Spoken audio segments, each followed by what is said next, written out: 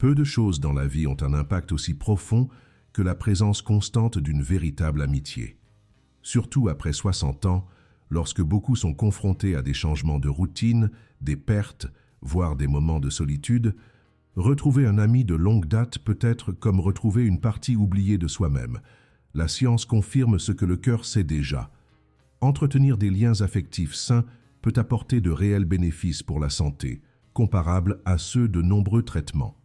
Et si vous êtes arrivé jusqu'ici, c'est le signe que vous appréciez ce type de contenu qui fait réfléchir. Alors profitez-en pour vous abonner à la chaîne et continuer à recevoir des réflexions importantes comme celle-ci.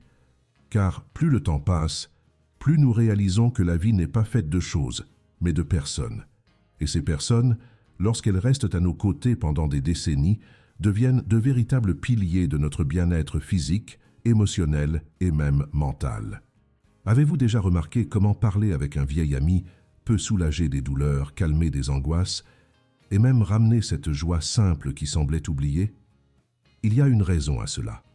Le cerveau humain répond aux liens sociaux par la libération de substances comme l'ocytocine et la sérotonine, des hormones qui aident à réguler l'humeur, à réduire la tension artérielle et même à renforcer le système immunitaire.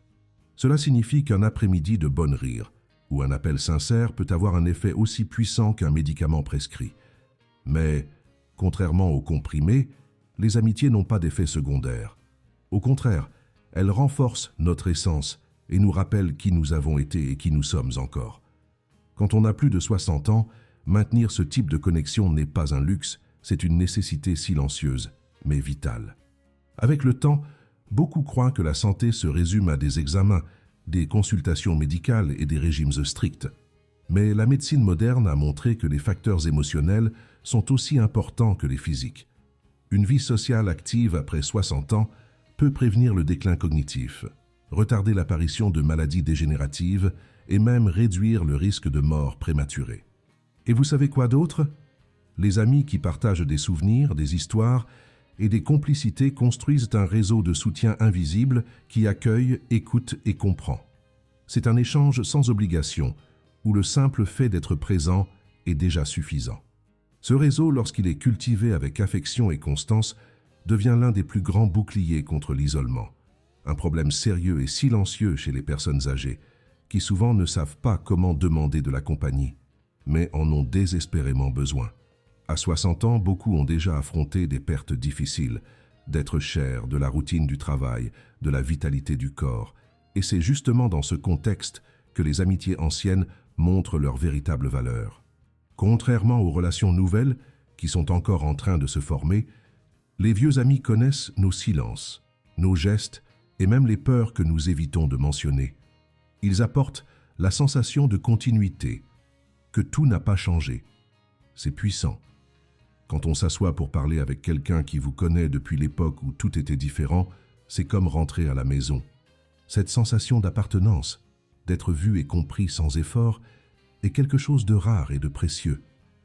Dans une phase de la vie où tant de choses semblent incertaines, une amitié solide fonctionne comme un port sûr, offrant une stabilité émotionnelle au milieu des changements inévitables que l'âge apporte.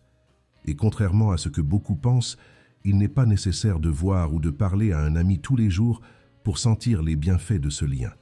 Il suffit de savoir qu'il est là, de l'autre côté de la ville, ou même du téléphone, disposé à écouter ou à rire avec vous. Cette simple connaissance apporte du réconfort et réduit significativement le stress. Des études montrent que les personnes âgées avec des amitiés durables ont moins de cas de dépression, moins d'hospitalisation et une plus grande sensation de but dans la vie. C'est parce que l'être humain, à tout âge, a besoin de se sentir utile, écouté et aimé. Et les amitiés véritables sont le canal le plus naturel pour cela. Elles n'exigent ni performance, ni jeunesse. Elles accueillent ce que nous sommes aujourd'hui, avec des rides, des histoires accumulées et un regard plus attentif sur le monde. Mais il faut parler aussi de l'effort nécessaire pour maintenir ces relations vivantes. Le temps, la distance et même les propres engagements de la vie adulte peuvent éloigner des amis qui étaient autrefois inséparables. C'est pourquoi, après 60 ans, il est important de faire le mouvement de se rapprocher.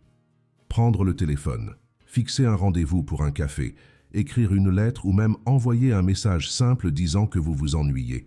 Ces petits gestes ont le pouvoir de réactiver des liens qui semblaient endormis. Et le plus surprenant, c'est que, souvent, l'autre attendait aussi ce signal. Car la vérité est que nous regrettons tous ceux qui nous connaissent vraiment. Et si la vie nous donne cette chance de retrouver ces personnes, ce serait un gâchis de ne pas essayer. L'âge ne doit pas être un obstacle pour reprendre des liens. Il peut en fait être la raison parfaite pour cela. Certains pensent qu'il est plus difficile de se faire de nouveaux amis au troisième âge.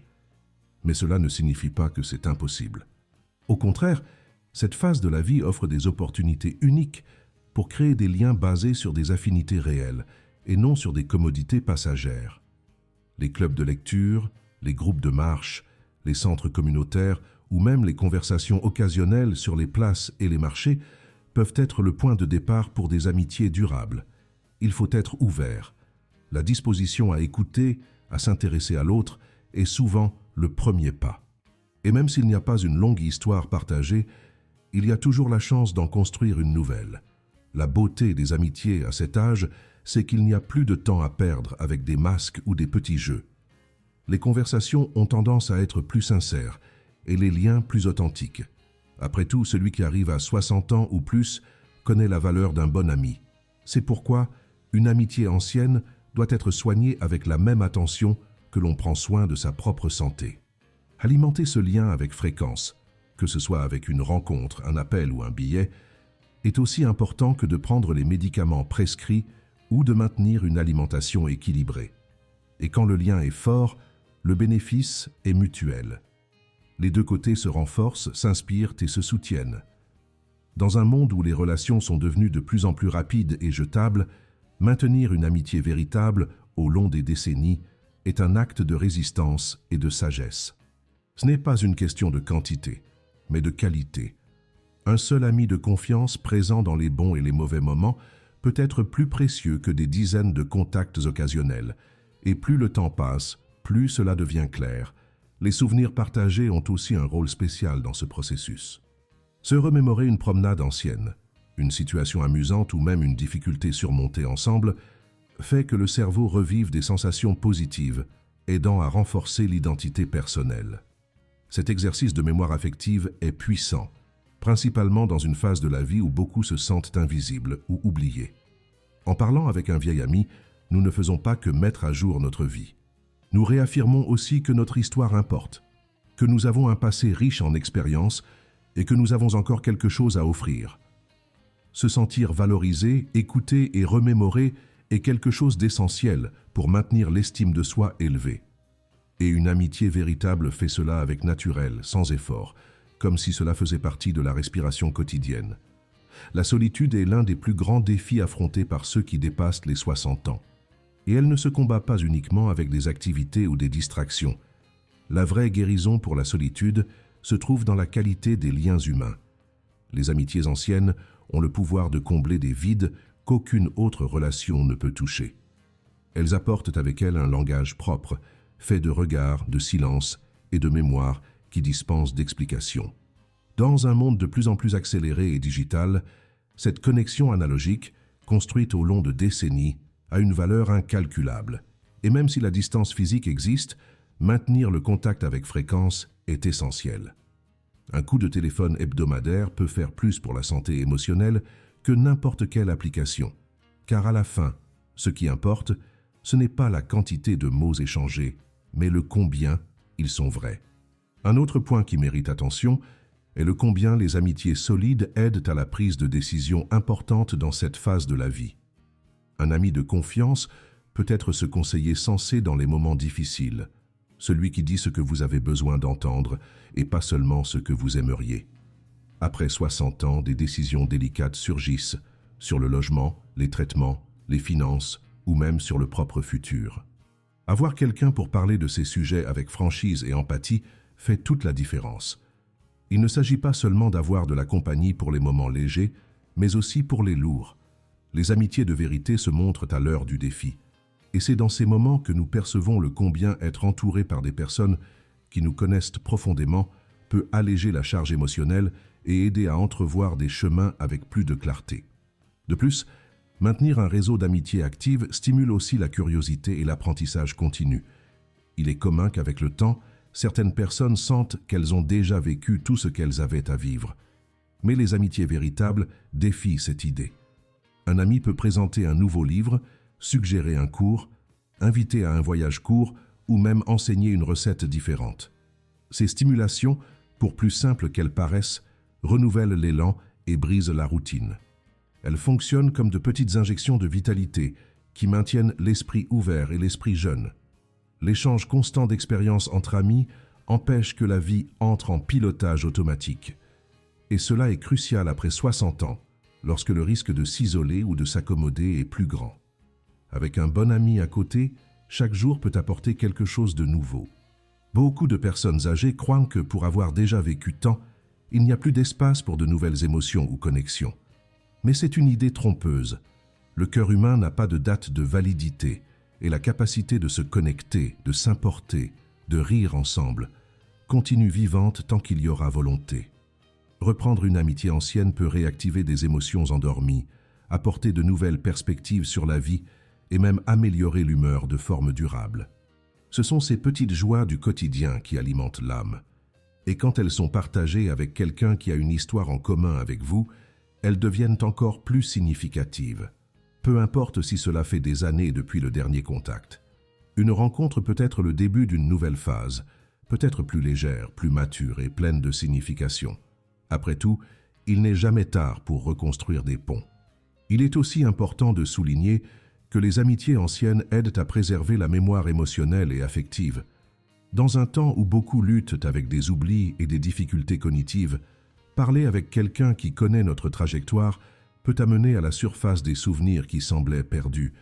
Cela active le cerveau, fortifie les connexions mentales et procure une sensation de continuité de la propre identité. Les amis anciens se souviennent de détails que souvent nous oublions même. Et en remémorant ces histoires ensemble, nous sommes, d'une certaine façon, en train de réaffirmer qui nous sommes. Ce processus est profondément thérapeutique. Il réaffirme que notre vie a eu et a encore de la valeur, que nos expériences importent et que nous sommes encore capables de nous émouvoir, rire et réfléchir. C'est une des formes les plus sincères de maintenir l'esprit vif. Malheureusement, il y en a qui s'isolent par orgueil, pour des rancœurs passées ou pour croire qu'il est trop tard pour se reconnecter. Mais garder rancune ou attendre le moment parfait ne fait que prolonger la solitude. Le temps ne revient pas, et chaque jour qui passe est une opportunité qui peut être gâchée. C'est pourquoi s'il y a quelqu'un qui a fait partie de votre vie, avec qui vous avez eu des moments marquants, n'hésitez pas à faire le premier pas. Parfois un simple « allô » est déjà suffisant pour rallumer un lien qui semblait oublié. Et même si la réponse ne vient pas tout de suite, le geste est déjà un pas en direction à la guérison émotionnelle. L'acte de chercher la reconnexion est aussi une forme de prendre soin de soi-même. Car maintenir des amitiés vives est en dernière instance un acte d'amour propre. Un autre aspect peu parlé, mais essentiel, est l'impact des amitiés sur notre autonomie. Avoir sur qui compter dans des situations simples, comme aller chez le médecin, résoudre un problème domestique ou simplement diviser une promenade, peut signifier plus de liberté et de sécurité au quotidien. Les amis agissent comme un réseau de soutien pratique qui aide à éviter que la personne âgée se sente dépendante de trop de la famille ou de professionnels. C'est un échange léger, sans obligation, mais qui transforme la routine. Savoir que quelqu'un s'importe, qui va noter votre absence ou qui est disponible pour une conversation, fortifie non seulement l'estime de soi, mais aussi la sensation d'appartenance au monde. Avec cela, la vie devient plus active, plus sûre et plus pleine de sens. Et tout cela naît de quelque chose de simple mais puissant, une amitié cultivée avec attention et présence. Et il n'y a pas de règle sur où ou quand une amitié peut fleurir. Parfois, elle ressurgit avec quelqu'un que vous ne voyez pas depuis des décennies. D'autres fois, elle naît d'une conversation occasionnelle sur un banc de place ou une file de pharmacie. L'important est de maintenir le cœur ouvert et l'esprit disponible pour l'autre. L'âge apporte sagesse, et avec elle vient la perception que les relations les plus valables sont celles qui offrent écoute, respect et réciprocité. Ce n'est pas une question de quantité, mais de qualité. Un seul ami véritable peut être suffisant pour changer complètement l'expérience de la vieillesse. Et même si les limitations physiques augmentent avec le temps, l'affection ne dépend pas de la mobilité. Un coup de téléphone peut réchauffer autant qu'une accolade. La technologie utilisée avec tendresse peut aussi rapprocher. Beaucoup de personnes âgées, en regardant en arrière, regrettent de ne pas avoir valorisé plus les amis au long de la vie. Elles perçoivent que le temps a été dépensé trop avec travail, préoccupations et obligations, et peu avec des conversations sincères et des moments de légèreté. Mais il est possible de faire différent maintenant. Le troisième âge peut être une phase de sauvetage, de reconnexion et de nouveaux débuts. En priorisant les amitiés, vous serez en train de prendre soin de votre santé émotionnelle avec la même série que vous prenez soin de votre corps. La vie n'a pas besoin d'être solitaire, ni monotone après 60 ans. Avec un ami près de vous, tout gagne plus de couleurs, plus de grâce et plus de but. C'est pourquoi regardez avec affection pour les noms qui ont été oubliés dans des agendas anciens. Peut-être que là se trouve la clé pour des jours plus légers et pour une vieillesse vraiment heureuse. Il est aussi important de comprendre que toute amitié ancienne n'a pas besoin d'être reprise. Certaines relations sont restées dans le passé pour des raisons valables, et les forcer à revenir peut apporter plus de frustration que de confort. La sagesse est de discerner quels liens ont encore du potentiel et ceux qui ont déjà rempli leur rôle. Mais même dans ces cas, il est possible de remercier intérieurement pour ce qui a été vécu et de suivre en avant en paix. L'essentiel est de ne pas permettre que des rancœurs anciennes empêchent de nouvelles connexions ou empêchent la renaissance de liens qui ont encore de la valeur. Le passé sert comme référence, pas comme prison. Cultiver des amitiés après 60 ans est un geste d'intelligence émotionnelle et aussi de courage. C'est assumer qu'il y a encore de la vie à être partagée, des rires à être donnés et des histoires à être vécues. Et cela est possible tant qu'il y aura disposition pour s'ouvrir et se connecter. Dans beaucoup de cultures, la vieillesse est encore vue comme synonyme de fin, mais il y a un mouvement croissant qui comprend cette phase comme un nouveau commencement. Et les amitiés font partie centrale de cette rénovation. Avoir quelqu'un pour partager des réflexions sur la vie, les changements du corps, les mémoires qui viennent à la surface, rend la marche plus légère. C'est dans ces moments d'échange que nous percevons que nous ne sommes pas seuls dans nos doutes, douleurs et joies. Et cela génère appartenance. Dans un monde de plus en plus individualiste, l'amitié dans la vieillesse est une forme de résistance, un rappel que nous sommes des êtres sociaux jusqu'à la fin. La recherche de sens, de compagnie et d'affection ne termine pas avec le temps. Elle change seulement de forme, et comprendre cela est une des plus grandes conquêtes de la maturité. Enfin, il faut rappeler que prendre soin d'une amitié est aussi prendre soin de sa propre santé. Cela n'exige pas de grands gestes, mais constance et sincérité. Un message rapide, une invitation simple ou un éloge inattendu peuvent illuminer le jour de quelqu'un. Et ce quelqu'un peut être vous aussi. Les relations véritables fonctionnent comme des miroirs. Elles reflètent notre meilleur et nous fortifient dans les jours difficiles. À 60, 70 ans ou plus, l'amitié est un des rares liens qui n'a pas besoin de lien de sang pour être famille. Ses choix, ses présences et ses soins mutuels. Et si vous êtes arrivé jusqu'ici dans cette conversation, peut-être que c'est le temps d'envoyer ce message qui est resté en suspens ou d'accepter cette invitation que vous avez hésité à répondre. Car fortifier une amitié peut être, oui, le meilleur remède que vous pouvez prendre aujourd'hui. Peut-être le plus beau des amitiés dans la vieillesse est la liberté avec laquelle elle se manifeste. Il n'y a plus d'espace pour rivaliser, impressionner ou feindre. Il existe seulement la volonté authentique d'être ensemble, d'écouter, de diviser le temps de forme légère et sincère. Ce type de relation est rare, et justement pour cela si valable. La maturité apporte la clarté que le temps est fini, et c'est pourquoi chaque rencontre a plus de poids, plus de valeur, plus de signification.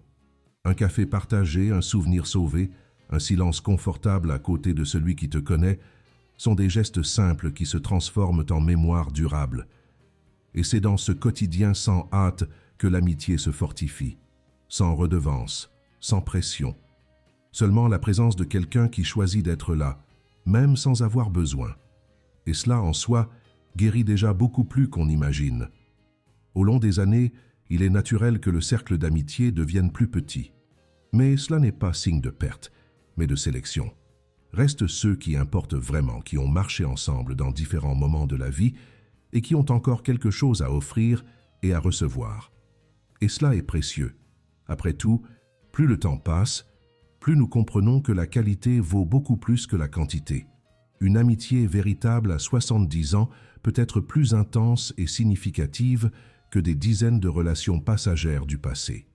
Et s'il existe quelque chose qui peut traverser des décennies, des maladies, des distances et des silences, c'est l'affection sincère.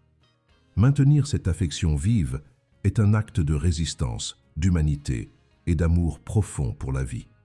Car à la fin, ce qui reste vraiment ne sont pas les biens, les titres ou les conquêtes. Ce sont les liens que nous cultivons. Si cette vidéo vous a fait vous souvenir de quelqu'un, peut-être que c'est le moment d'agir. Un appel, une visite ou même un billet peut rouvrir des chemins et rallumer à nouveau ce que le temps a presque effacé. Les amitiés après 60 ans ne sont pas un luxe, elles sont une partie essentielle d'une vie pleine.